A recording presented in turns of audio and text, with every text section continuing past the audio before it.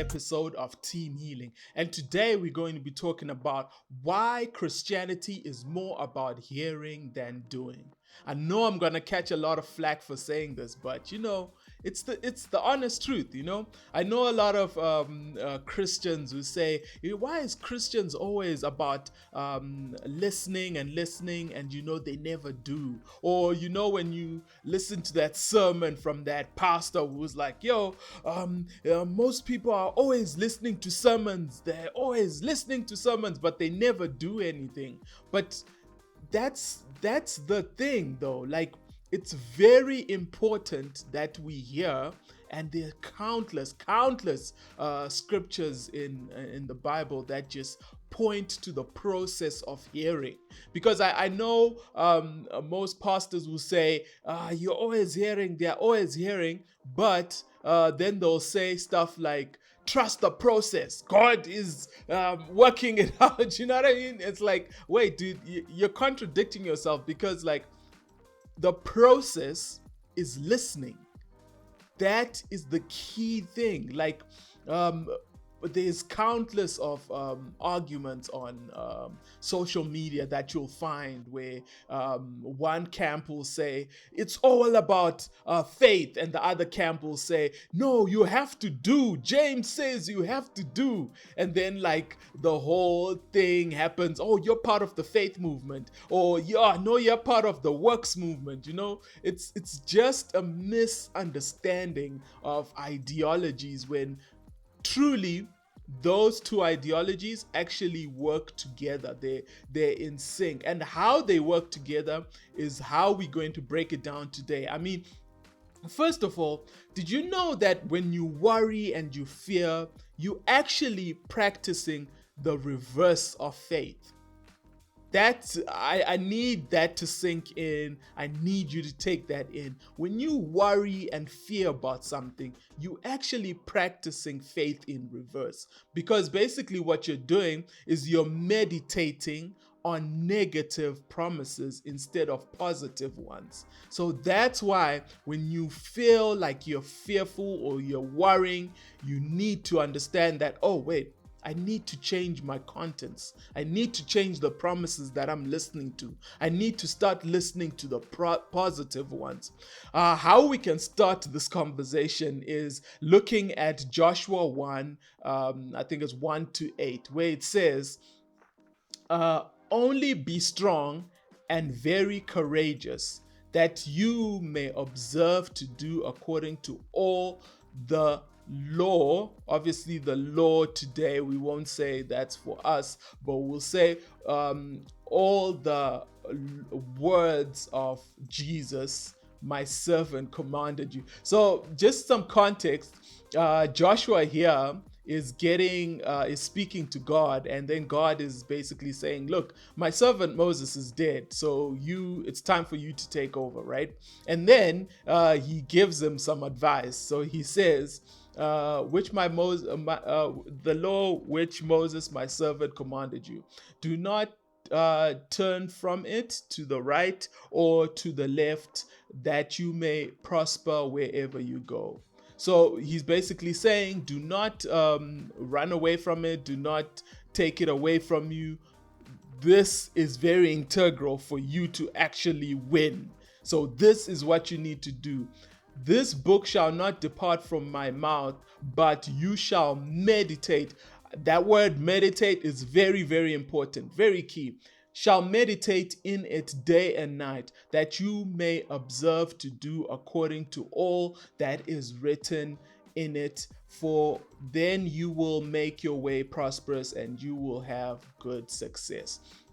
So that's beautiful. So basically God is saying to Joshua, hey Joshua, this is what you need to do if you want to be as prosperous as Moses. You just need to keep this word in your mouth, or in your mind, or inside of you, and then the word will actually make you prosperous. You know, a lot of people are always saying, I don't know why I'm not prospering, and then thinking, oh, no, it's according to God's timing. No, no, no. That's not what God is saying here. He's saying, no, if you keep the word, you will make your way, and you will prosper. So it's within meditating on the word that you actually prosper. So if we actually read that in the New Testament type of way, we'll understand actually that what he's saying is that if you hear my word, you will produce faith. That's what he's saying, which is mind-blowing, because it's like faith before faith. You know what I mean? If you listen to this word, you will produce faith. And we know that faith actually produces the fruit, right?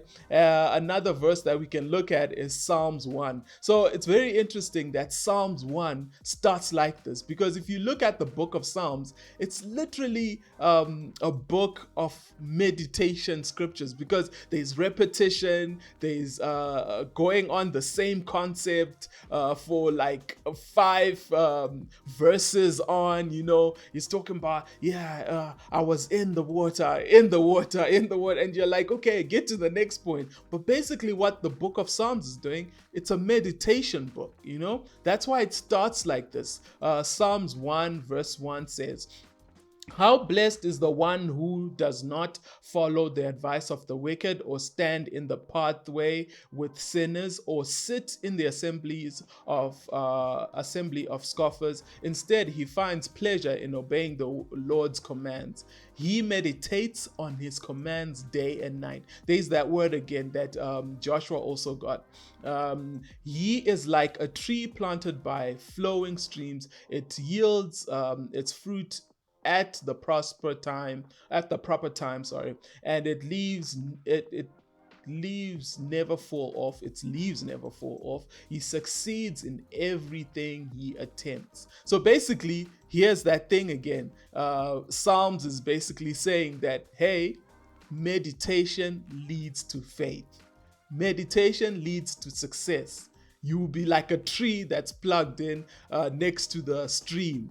Because you know, some trees that are not next to the tree don't get water, so they wither and they die for a season. And you know, just to detour on this, you know, this actually breaks the thought of how people will always say, hey, today is not your season, but next year is your season. No, actually, you can produce every season. Every season can be harvest season. That's how the word is being placed here. So when you understand that, you start to understand that, wait, I am always prosperous every single time. Basically, faith is the key, right? And then obviously, you've heard the verse of faith, which is Romans 10, verse 17. So then, faith comes by hearing, and hearing by the word of God. So faith comes by hearing, and hearing by the word of God. If we had to put it in another way, we can say faith comes by meditating on the word of God. That's it. So we've read Joshua 1, we've read Psalms, and both of them say, guys, meditation leads to faith, and faith is success. So every time when you get faith, you've crossed the finish line. And how do we see this? Well, we see this from James, where he says in James 2 verse 14, what good is it, my brothers and sisters, if someone claims to have faith but does not have works? Can this kind of faith save him? So basically, James here is asking, wait, all of you guys who are having the works and faith debate, how can you guys separate the two? Because you technically can't have faith without works, and you can't have works by itself, because obviously that's not what the covenant that we're under, because it's of faith, it's of believing, right? So you can't have works, because that's not by itself, you know, you're not going to win with that. But faith is works. Does that make sense? So let's break it down. If a brother or sister is poorly clothed and lacks daily food, and one of you says to them, "Go in peace, keep warm, and eat well," but you do not give them what the body needs, what good is it? So basically, he's just saying that, like, I know people will take this and say, well, you can't pray for someone to get food, you know what I mean? Because you need to give them something. But no, that's not basically what he's saying. What he's saying here is that, guys, um, from the overflow of your possessions, you um, give out, and that's um, evidence of the faith that you operating in. So it's always from the overflow. It's not a conversation of sacrifice, because I know a lot of people or pastors love sacrifice. Even if you don't have 100 rands, just give what you have right now. No, that's not what James is saying. He's saying faith produces, and from that production, you can give from your overflow. Yeah, right? So also faith, if it does not have works, is dead by itself. So that word is basically saying that, hey guys, faith camp and works camp, you guys stop fighting. You're all one. You're all one under Christ. The process starts with hearing, which is meditating on the word. And then from that meditation, you get faith. And how you see the faith is by what is this physical manifestation. So that's basically the breakdown that James is saying here. And then he says, verse 18, but someone will say, you have faith and I have works. Show me your works without faith and I'll show you faith by my works. So that's faith by works. I'm going to skip verse 20, but would you like evidence, you empty fellow, that faith without works is useless? So technically, I like the other translation that actually says faith without works is dead. So basically what he's saying is that faith is not, you can't say you have faith when you don't have a manifestation of what you've been meditating on. So it's a process. So the process starts like, you get the word, make sure that it's the right word, not this negative word. You get the word, you meditate on it, and meditating on it is not emptying out your mind. Remember from Joshua 1 and Psalms 1, we read it's receiving that word day and night, always receiving that word. And in that, faith is produced in you. And then in that production, you actually see your fruits of your labor. So that's how it all works out, and that's how the process is broken down. So when someone comes to you and says, "Hey, you're not doing enough," don't pay no mind, because it's not about that. It's about hearing. When you start meditating, hearing on that word, the doing will come. It's not about doing. I know a lot of people want to cut the race, or cut the process of no, let's start doing now. And then you start what is this? You start showing or comparing in other people's lives, when really it's not about that. It's about sticking to the process. I like when Jesus said that, like, you plant the seed, but the farmer does not know how it grows, but it just grows. So that's what you need to do. You need to plant those good and positive